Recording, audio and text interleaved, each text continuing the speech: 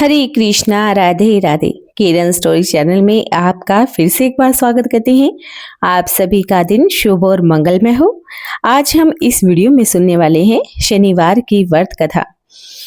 शनिदेव को ग्रहों का राजा कहा जाता है। भगवान भोलेनाथ ने भी इन्हें न्याय के देवता की उपाधि दी गई है।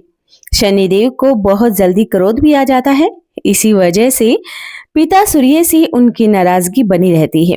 इनके क्रोध से बचने की सभी कोशिश करते हैं, वरना व्यक्ति पर मुसीबतों का पहाड़ टूट पड़ता है। इसीलिए इन्हें प्रसन्न करने के लिए शनिवार का व्रत रखा जाता है। व्यक्ति शनि दोष से बचने और उन्हें शांत करने के लिए अनेक उपाय भी करता है। भगवान शनि की कृपा से व्यक्ति को सुख और वैभव की प्राप्ति होती है। जो लोग शनिवार का व्रत करते हैं उनको पूजा के समय शनिवार की व्रत कथा का भी रसपान अवश्य ही करना चाहिए। तो आइए भगवान शनिदेव के चरणों का ध्यान करते हुए हम सुनने वाले हैं शनिदेव की व्रत कथा। इस कथा को सभी भक्तगण ध्यान से सुनेंगे। कथा को आप बीच में ना छोड़ें। एक समय स्वर्ग लोक में सबसे बड़ा कौन, इस प्रश्न पर 9 ग्रहों में वाद विवाद हो गया। विवाद इतना बढ़ गया कि भयंकर युद्ध की स्थिति भी बन गई। निर्णय के लिए सभी देवता देवराज इंद्र के पास पहुंच गए और बोले कि हे देवराज इंद्र, आपको निर्णय करना ही होगा कि हम में से सबसे बड़ा कौन है। देवताओं का प्रश्न सुनकर देवराज इंद्र तो उलझन में पड़ गए। इंद्र बोले कि मैं तो इस प्रश्न का उत्तर देने में असमर्थ हूं। हम सभी पृथ्वी लोक में उज्जैनी नगरी में राजा विक्रमादित्य के पास चलते हैं। देवराज इंद्र सहित सभी देवता उज्जैनी नगरी पहुंच गए। महल में पहुंचकर जब देवताओं ने उनसे अपना प्रश्न पूछा तो राजा विक्रमादित्य भी कुछ देर के लिए परेशान हो उठे, क्योंकि सभी देवता अपनी अपनी शक्तियों के कारण बहुत महान थे। किसी को भी छोटा या बड़ा कह देने से उनके क्रोध के प्रकोप से भयंकर हानि पहुंच सकती थी। अचानक राजा विक्रमादित्य को एक उपाय सूझा और उन्होंने विभिन्न धातुओं जैसे स्वर्ण, रजत, कांसा, तांबा, सीसा, रागा, जस्ता, अभ्रक व लोहे के 9 आसन बना दिए। धातुओं के गुणों के अनुसार सभी आसनों को एक दूसरे के पीछे रखकर उन्होंने देवताओं को अपने अपने सिंहासन पर बैठने को भी कहा। देवताओं के बैठने के बाद राजा विक्रमादित्य कहने लगे कि आपका निर्णय तो अब समय ही हो गया। जो सबसे पहले सिंहासन पर विराजमान होगा वही सबसे बड़ा होगा। राजा विक्रमादित्य के निर्णय को सुनकर शनि देवता ने सबसे पीछे आसन पर बैठने के कारण अपने आप को छोटा जानकर क्रोधित होकर कहा कि हे राजा विक्रमादित्य, तुमने मुझे सबसे पीछे बैठाकर मेरा बड़ा ही अपमान किया है।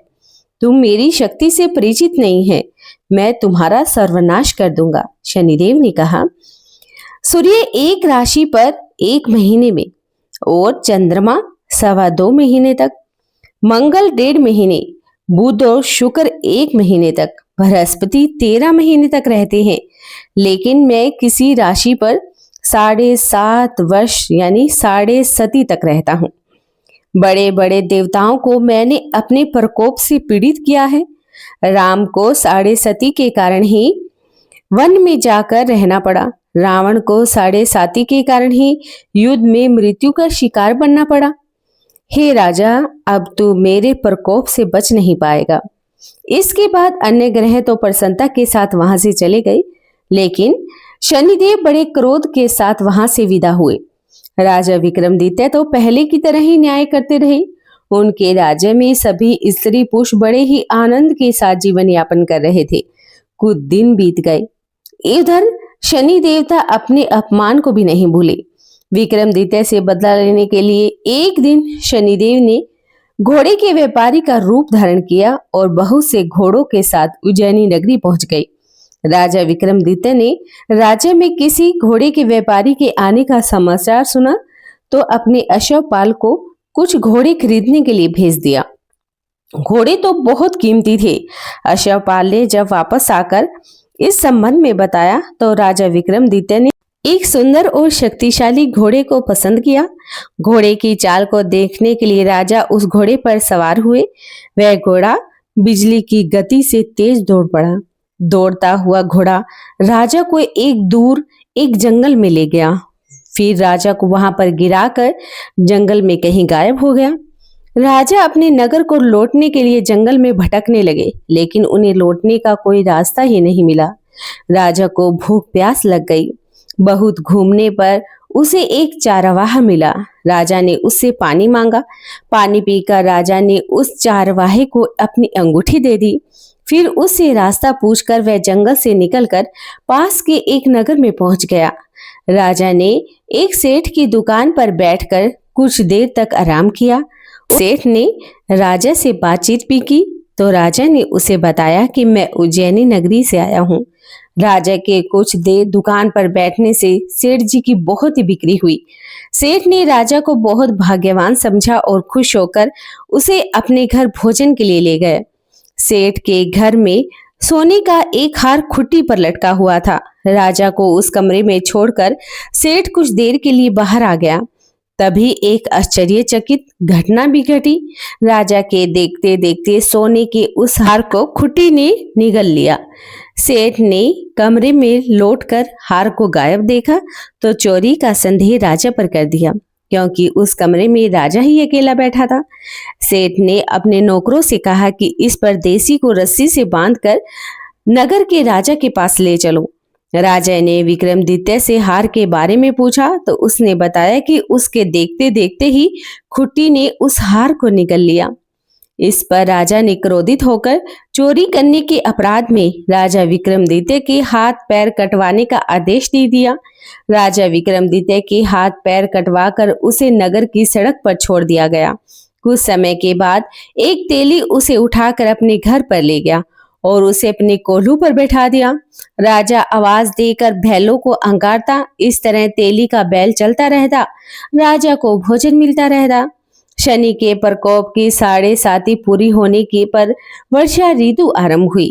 राजा विक्रमादित्य एक रात मेघ मल्हार गा रहा था। तभी नगर के राजा की लड़की राजकुमारी मोहिनी रथ पर सवार होकर उस तेली के घर के पास से गुजरी। उसने मेघ मल्हार सुना तो उसे बहुत अच्छा लगा। उसने दासी को भेजकर गाने वाले को बुलाने के लिए कहा। दासी ने लौटकर राजकुमारी को अपंग राजा के बारे में सब कुछ बता दिया। राजकुमारी उसके मेघ मल्हार से बहुत मोहित हुई। अतः उसने सब कुछ जानकर भी अपंग राजा से विवाह करने का निश्चय कर लिया। राजकुमारी ने अपने माता पिता से यह सब बात कही तो वे हैरान हो गई। रानी ने मोहिनी को समझाया कि बेटी, तेरे भाग्य में तो किसी राजा की रानी होने लिखा है, फिर तू उस अपंग से विवाह करके अपने पांव पर क्यों कुल्हाड़ी मार रही है। राजकुमारी ने अपनी जिद नहीं छोड़ी। अपनी जिद पूरी कराने के लिए उसने भोजन करना भी छोड़ दिया और अपने प्राण त्यागने का निश्चय भी कर लिया। आखिर राजा रानी को विवश होकर अपंग विक्रमादित्य से राजकुमारी का विवाह करवाना ही पड़ा। विवाह के बाद राजा विक्रमादित्य और राजकुमारी तेली के घर में रहने लगे। उसी रात स्वप्न में शनिदेव ने राजा से कहा कि राजा, तुमने मेरा प्रकोप देख लिया। मैंने तुम्हें अपने अपमान का दंड दिया है। राजा ने शनिदेव से क्षमा मांगते हुए कहा और प्रार्थना की कि हे शनिदेव, आपने जितना दुख मुझे दिया है अन्य किसी को मत देना। शनिदेव ने कुछ सोचकर कहा कि हे राजा, मैं तुम्हारी प्रार्थना स्वीकार करता हूँ। जो कोई स्त्री पुरुष मेरी पूजा करेगा, शनिवार को मेरी व्रत कथा सुनेगा, उस पर मेरी कृपा सदैव बनी रहेगी। प्रातःकाल राजा विक्रमादित्य की आंखें खुली तो अपने हाथ पैर को देखकर राजा बहुत खुश हुआ। उसने मन ही मन शनिदेव को प्रणाम किया। राजकुमारी भी राजा के हाथ पैर को सही सलामत देखकर आश्चर्य में डूब गई। तब राजा विक्रमादित्य ने अपना परिचय देते हुए शनिदेव के प्रकोप की सारी कहानी राजकुमारी को सुनाई। सेठ को जब इस बात का पता चला तो वह दौड़ता हुआ तेली के घर पर पहुंच गया और राजा के चरणों में गिरकर क्षमा मांगने लगा। राजा ने उसे क्षमा कर दिया, क्योंकि यह सब तो शनिदेव के प्रकोप के कारण हुआ था। सेठ राजा को अपने घर पर ले गया, उसे भोजन करवाया। भोजन कराते समय वहां पर एक आश्चर्यचकित घटना भी घटी। सबके देखते देखते उस खुट्टी ने हार को उगल दिया। सेठ जी ने अपनी बेटी का विवाह राजा के साथ कर दिया। बहुत से स्वर्ण आभूषण धन देकर उसे विदा कर दिया। राजा विक्रमादित्य राजकुमारी मोहिनी और सेठ की बेटी के साथ उज्जैनी नगरी पहुंच गए। नगरवासियों ने हर्ष से उनका स्वागत भी किया। अगले दिन राजा विक्रमादित्य ने पूरे राज्य में एक घोषणा भी करवाई कि शनिदेव सब देवों में सबसे श्रेष्ठ है। प्रत्येक स्त्री पुरुष को शनिवार को उनका व्रत करना चाहिए, व्रत कथा भी सुननी चाहिए। राजा विक्रमादित्य की घोषणा से शनि देवता बहुत प्रसन्न हुए। शनिवार का व्रत करने और व्रत कथा सुनने के कारण सभी लोगों की मनोकामनाएं भगवान शनिदेव की कृपा से संपूर्ण हो गई। सभी लोग आनंद पूर्वक रहने लगे। नगर में हर्ष का आनंद सा छा गया। बोलिए भगवान शनिदेव की जय हो। अगर आपको हमारी इस YouTube चैनल की ये कहानी पसंद आई हो तो आप चैनल को सब्सक्राइब करना बिल्कुल भी ना भूलें। वीडियो को लाइक और शेयर जरूर करें। आपसे हाथ जोड़कर प्रार्थना है कि कमेंट में भी जरूर लिखें जय हो भगवान शनिदेव की। भगवान शनिदेव आपकी समस्त मनोकामनाओं को सदैव पूर्ण करे, आपका जीवन सदैव सुखमय बना रहे। इसी मंगल कामना के साथ आज की वीडियो को समाप्त करते हैं। हरे कृष्णा, राधे राधे।